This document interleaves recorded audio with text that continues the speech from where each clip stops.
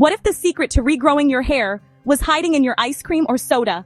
That's right, stevia, the natural zero-calorie sweetener used in over 40,000 products, might just revolutionize hair loss treatments. Researchers from the University of Sydney found that steviosides, the compounds that make stevia sweet, can enhance how the popular hair loss drug minoxidil is absorbed.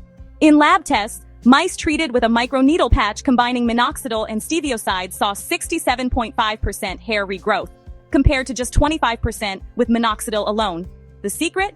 Better absorption and blood flow to hair follicles, all thanks to a patch and some sweet science. Unlike traditional foams or gels that absorb poorly, this combo could mean faster, more effective results, without the common side effects. No side effects were reported in the study, but don't rush to chug diet soda just yet. These results are from mice, and human trials are still needed. Still, this is part of a breakthrough moment, with other treatments like PP405 also showing promise in just 8 weeks.